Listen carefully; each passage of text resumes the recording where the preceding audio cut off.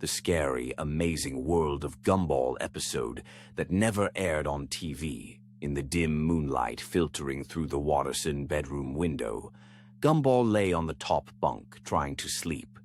Darwin below snored softly. Suddenly, a strange scratching sound came from under the bed. Gumball froze. He cautiously peered down but saw nothing. The scratching repeated, this time from the closet. Gumball woke Darwin. "What is that?" Darwin whispered, his eyes wide. They both listened. The sound moved to the hallway. Richard and Nicole slept in their room, unaware of what was happening. Anais, however, heard the noise and peeked out of her room. She saw shadows moving on the wall. The shadows were strange, unlike anything they had seen before. Gumball and Darwin stepped into the hallway. The shadows took the form of eerie creatures. They weren't aggressive, but their presence was terrifying. The creatures began to move slowly towards the living room. Gumball and Darwin followed them, trying to be quiet. In the living room, the shadows began to gather around the television. The screen flickered, showing distorted images. These were scenes from their own lives, but twisted and ominous. Anais joined them, her face pale. She realized that the shadows fed on their fears. To stop them, they had to be fearless. Gumball, remembering all his adventures, decided to act. He grabbed the remote and turned off the television. The shadows hissed and began to disappear. Darwin and Anais followed his lead, trying to be brave. When the last shadow dissolved, silence filled the room. The Wattersons returned to their beds, but the night left its mark.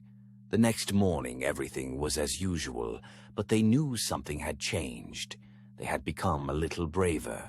The lost episode of The Amazing World of Gumball that never aired. It was an ordinary Monday in Elmore when Gumball woke up to the sound of the school bell. Strange, he thought, since there were still 2 hours before classes started. Looking out the window, he saw it was still dark outside, and the clock showed 5:30 in the morning. Darwin was sleeping peacefully in his bowl, paying no attention to the sound that seemed to come from everywhere and nowhere at once. Gumball tried to wake his brother, but Darwin only mumbled something unintelligible and turned to his other side.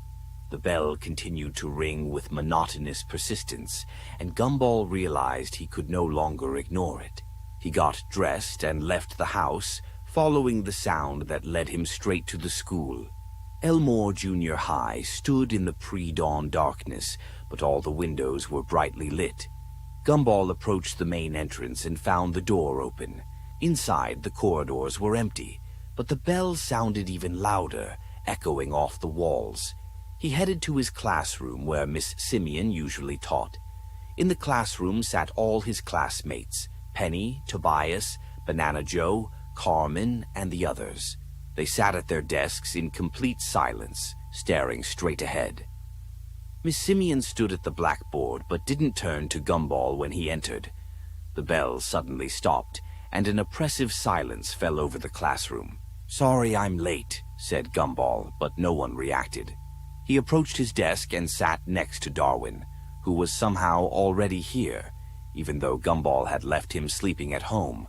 Darwin stared straight ahead like everyone else, his eyes wide open but seeming empty. Miss Simeon began the lesson, but her voice sounded strange, too slow and with an echo. She spoke about the importance of punctuality, about how important it was to come to school on time, and about the consequences of being late.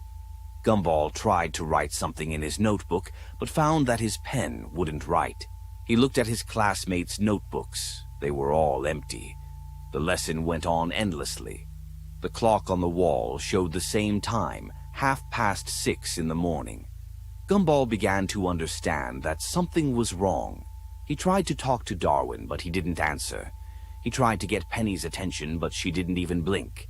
Suddenly the bell rang for recess, and all the students simultaneously stood up and headed for the exit.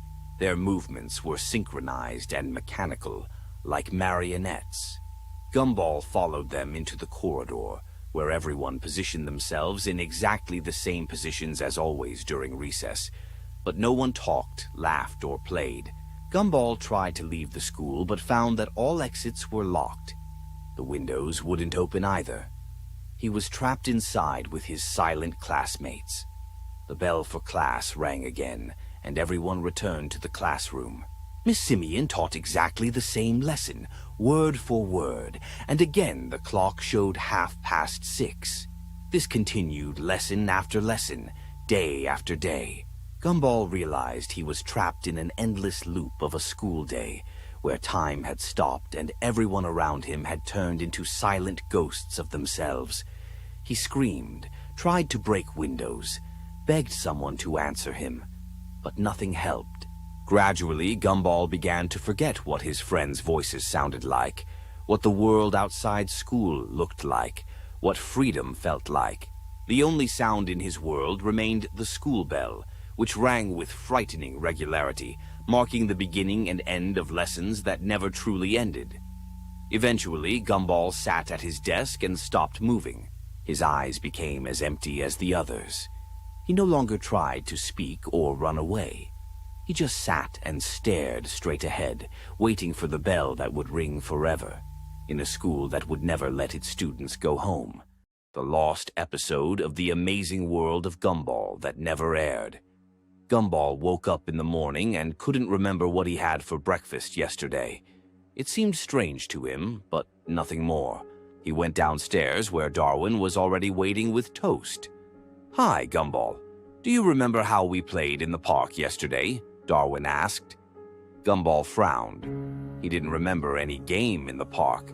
At school, Miss Simeon asked about homework she supposedly assigned last week.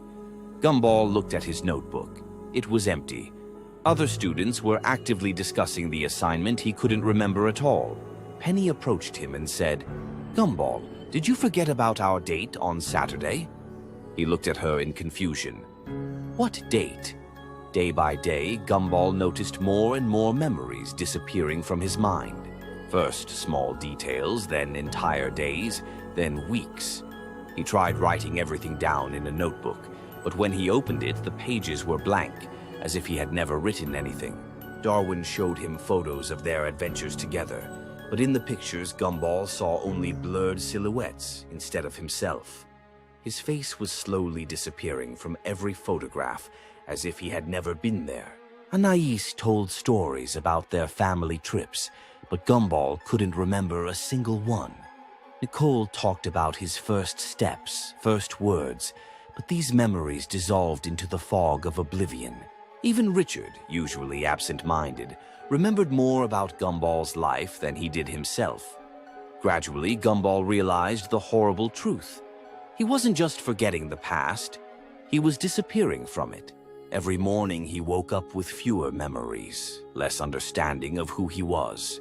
On the last day he remembered, Gumball looked in the mirror and saw only vague outlines. He no longer remembered his name, his family, his friends. He didn't remember what it meant to be Gumball. And then he understood. Perhaps he had never existed at all.